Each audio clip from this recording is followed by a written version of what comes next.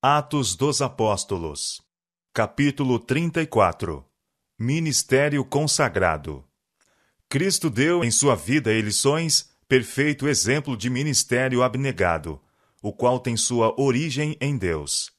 Deus não vive para si. Pela criação do mundo e pela sustentação de todas as coisas, está Ele constantemente ministrando a outros.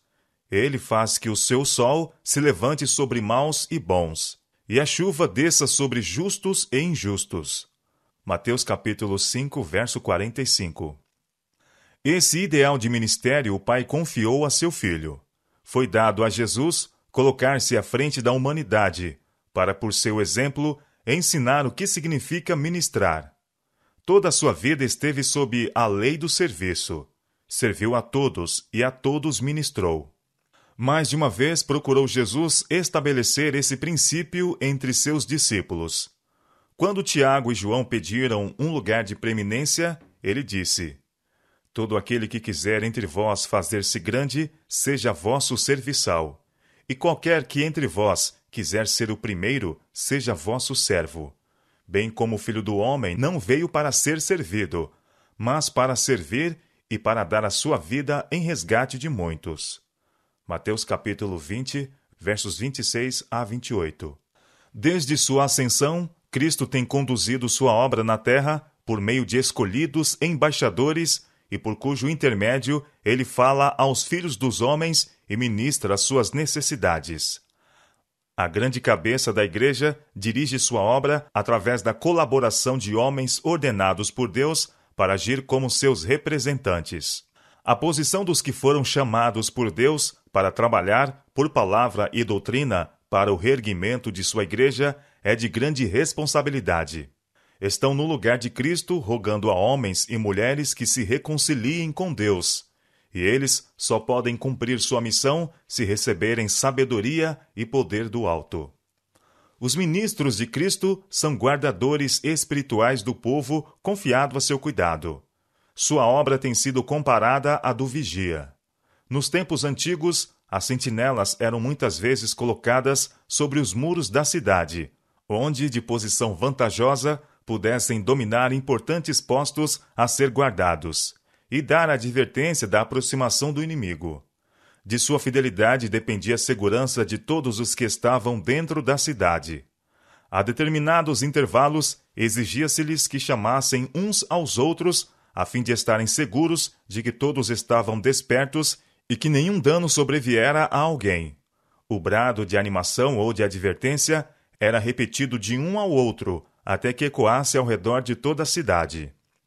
O Senhor declara a cada ministro: A ti, pois, ó filho do homem, te constituí por vigia sobre a casa de Israel. Tu, pois, ouvirás a palavra da minha boca, e lhe anunciarás da minha parte. Se eu disser ao ímpio: Ó ímpio, certamente morrerás, e tu não falares para desviar o ímpio de seu caminho, morrerá esse ímpio na sua iniquidade, mas o seu sangue eu o demandarei da tua mão. Mas, quando tu tiveres falado para desviar o ímpio de seu caminho, livraste a tua alma. Ezequiel capítulo 33, versos 7 a 9. As palavras do profeta declaram a solene responsabilidade dos que são designados como guardas da Igreja de Deus, despenseiros dos ministérios de Deus. Devem ser vigias sobre os muros de Sião, para fazer soar o toque de alarme à aproximação do inimigo. Pessoas estão em perigo de cair sob a tentação e perecerão, a menos que os ministros de Deus sejam fiéis ao seu encargo.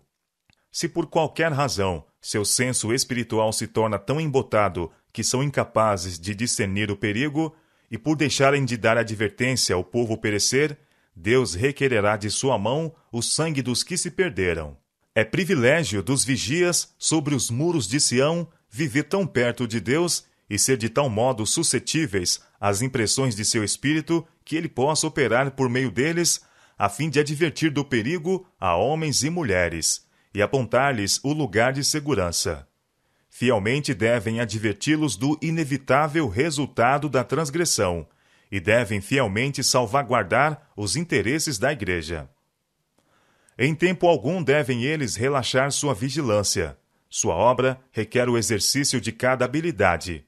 Como sons de trombeta, sua voz deve fazer-se ouvir e nunca deixar soar uma nota confusa ou hesitante.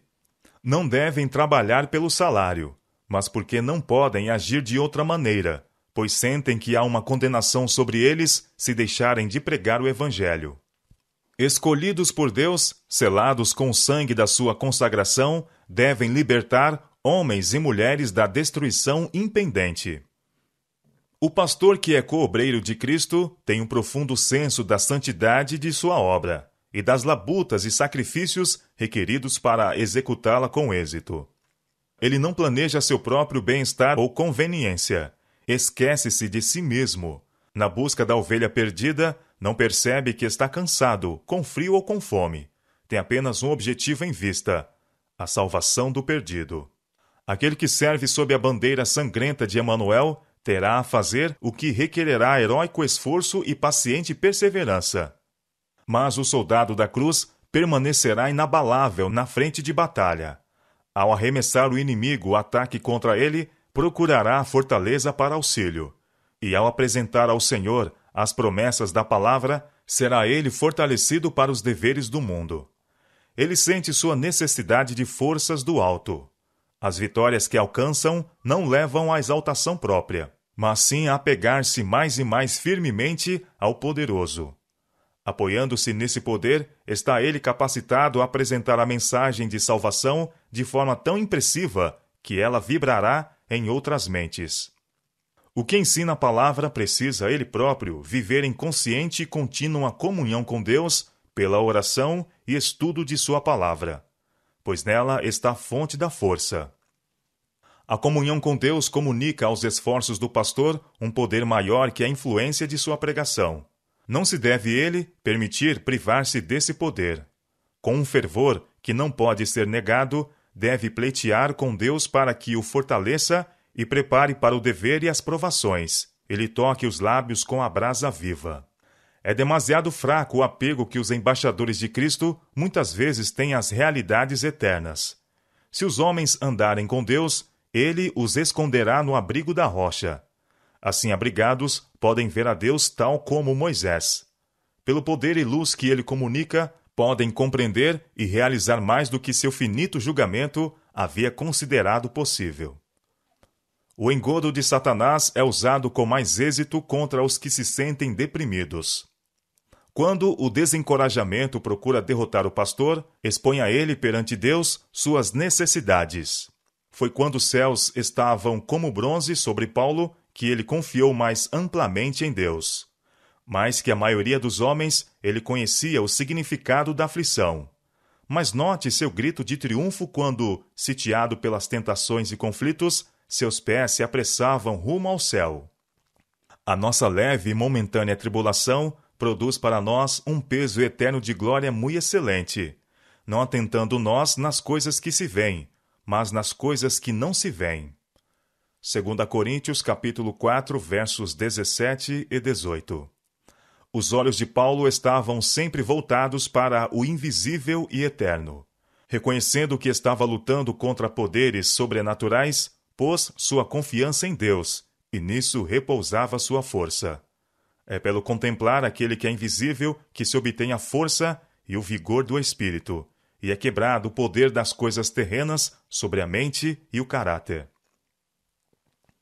Deve o pastor misturar-se livremente com aqueles por quem trabalha, a fim de familiarizar-se com eles e saber como adaptar seus ensinos às necessidades deles. Havendo pregado um sermão, a obra do pastor apenas começou. Há um trabalho pessoal para ele fazer. Deverá visitar o povo em seus lares, falando e orando com eles com fervor e humildade. Há famílias que jamais serão alcançadas pelas verdades da palavra de Deus, a menos que os mordomos de sua graça entrem em seus lares e lhes indiquem o mais alto caminho. Mas o coração dos que fazem essa obra deve pulsar em uníssono com o coração de Cristo. Muito está compreendido na ordem. Sai pelos caminhos e valados, e força-os a entrar, para que a minha casa se encha.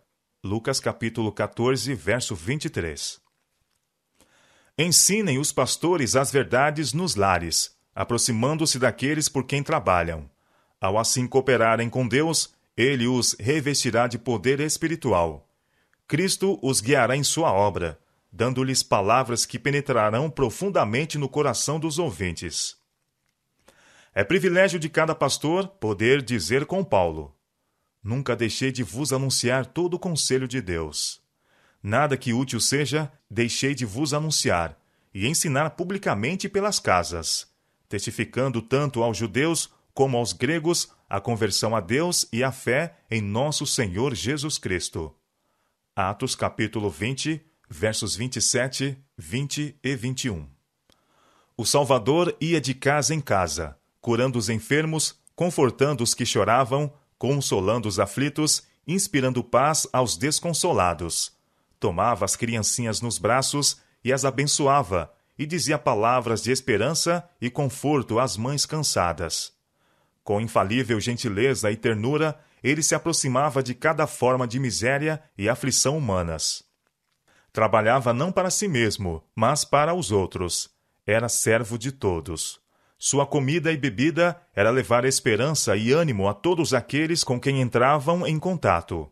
E ao atentarem homens e mulheres para as verdades que caíam de seus lábios, tão diferentes das tradições e dogmas ensinados pelos rabinos, brotava-lhes a esperança no coração. Havia em seus ensinos um fervor que enviava suas palavras a um íntimo com poder convincente. Os ministros de Deus devem aprender o método de trabalho de Cristo, para que possam tirar dos celeiros de sua palavra o que irá suprir as necessidades espirituais daqueles por quem trabalham. Somente assim poderão desempenhar a tarefa que lhes foi confiada. O mesmo Espírito que habitou em Cristo, ao repartir ele a instrução que estava constantemente recebendo, deve ser-lhes a fonte de conhecimento e segredo de seu poder para realizar a obra do Salvador no mundo. Alguns que trabalharam no ministério deixaram de alcançar sucesso porque não dedicaram interesse total à obra do Senhor. Não devem os pastores abrigar outros interesses além da grande obra de conduzir pessoas ao Salvador. Os pescadores a quem Cristo chamou imediatamente deixaram suas redes e o seguiram. Não podem os pastores fazer um trabalho aceitável para Deus e, ao mesmo tempo, levar o fardo de grandes empreendimentos de negócios pessoais. Tal divisão de interesse diminui-lhes a percepção espiritual. A mente e o coração ficam ocupados com coisas terrenas, e o serviço de Cristo toma o segundo lugar. Procuram ajustar sua obra para Deus de acordo com as circunstâncias, em vez de ajustar as circunstâncias aos reclamos de Deus. As energias do pastor são todas necessárias para o seu alto chamado. Suas melhores faculdades pertencem a Deus. Não deve ele envolver-se em especulações ou em qualquer outro negócio que o desvie de sua grande obra. Ninguém que milita, escreveu Paulo, se embaraça com negócios desta vida, a fim de agradar aquele que o alistou para a guerra. 2 Timóteo capítulo 2, verso 4. Assim deu o apóstolo ênfase à necessidade do pastor se consagrar sem reservas ao serviço do mestre. O pastor que está integralmente consagrado a Deus recusa empenhar-se em negócios que poderiam impedi-lo de se dedicar inteiramente ao sagrado ofício. Não procura riquezas nem honras terrestres. Seu único propósito é falar a outros a respeito do Salvador que se entregou para levar aos seres humanos as riquezas da vida eterna. Seu supremo desejo não é acumular tesouros neste mundo, mas chamar a atenção dos indiferentes e desleais para as realidades eternas. Ele pode ser convidado a empenhar-se em empresas que prometam grandes lucros mundanos, mas a tais tentações ele responde: que aproveitaria ao homem ganhar todo o mundo e perder a sua alma? Marcos capítulo 8, verso 36. Satanás apresentou esse engano a Cristo, sabendo que se ele o aceitasse, o mundo jamais seria redimido. E sob diferentes disfarces, apresenta a mesma tentação aos ministros de Deus hoje, sabendo que os que forem enganados por ela serão infiéis ao seu legado. Não é vontade de Deus que seus ministros procurem enriquecer.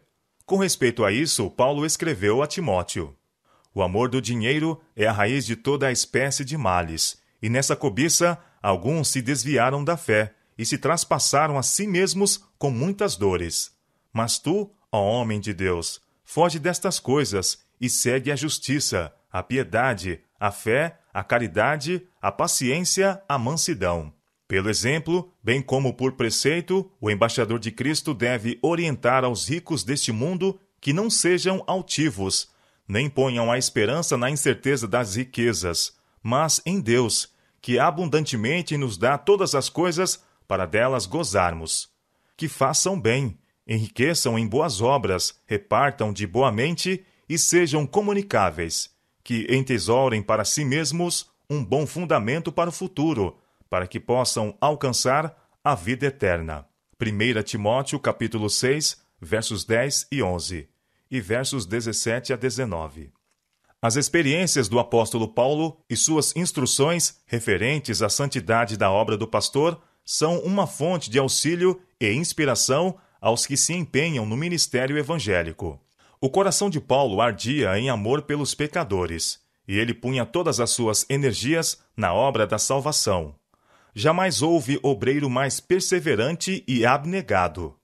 As bênçãos que recebeu, avaliou-as como outros tantos privilégios a serem usados para abençoar a outros. Ele não perdia a oportunidade de falar do Salvador ou de ajudar aos que estavam em lutas. Ia de lugar em lugar, pregando o Evangelho de Cristo e estabelecendo igrejas. Onde quer que pudesse encontrar audiência, procurava desfazer o mal e dirigir os pés de homens e mulheres para o caminho da justiça. Paulo não se esquecia das igrejas que havia estabelecido. Depois de fazerem uma viagem missionária, Paulo e Barnabé repassavam seu caminho, visitando as igrejas que haviam estabelecido, escolhendo delas homens que pudessem preparar a fim de se unirem na proclamação do Evangelho. Esse aspecto da obra de Paulo contém uma importante lição para os ministros de hoje. O apóstolo estabeleceu como parte de seu trabalho educar jovens para o encargo do ministério. Levava-os consigo em suas viagens missionárias, e assim adquiriam experiência que mais tarde os habilitava a ocupar posições de responsabilidade. Separado deles, conservava-se ainda em contato com o trabalho deles, e suas cartas a Timóteo e a Tito são provas de quão profundo era o seu desejo pelo êxito deles. Os experimentados obreiros de hoje fazem nobre obra quando, em vez de procurarem levar todos os encargos sozinhos, preparam obreiros mais jovens e colocam responsabilidades sobre seus ombros. Paulo jamais esqueceu a responsabilidade que repousava sobre ele como ministro de Cristo. Nem que, se pessoas se perdessem por infidelidade de sua parte, Deus o consideraria responsável. Do qual estou feito ministro, declarou ele a respeito do Evangelho, segundo a dispensação de Deus, que me foi concedida para convosco, para cumprir a palavra de Deus. O ministério que esteve oculto desde todos os séculos e em todas as gerações, e que agora foi manifestado aos seus santos, aos quais Deus quis fazer conhecer quais são as riquezas da glória deste mistério entre os gentios, que é Cristo em vós, a esperança da glória, a quem anunciamos, admoestando a todo homem e ensinando a todo homem em toda a sabedoria, para que apresentemos todo homem perfeito em Jesus Cristo. E para isto também trabalho, combatendo segundo a sua eficácia, que obra em mim poderosamente. Colossenses capítulo 1, versos 25 a 29. Essas palavras apresentam perante o obreiro de Cristo um elevado objetivo, que, entretanto, pode ser alcançado por todos os que, colocando-se sob o controle do grande professor, aprendem diariamente na escola de Cristo. O poder à disposição de Deus é ilimitado, e o pastor que em sua grande necessidade une-se a Deus pode estar certo de que receberá o que há de ser para seus ouvintes um cheiro de vida para a vida. Os escritos de Paulo mostram que o ministro do Evangelho deve ser um exemplo das verdades que ensina, não dando escândalo em coisa alguma, para que o nosso ministério não seja censurado.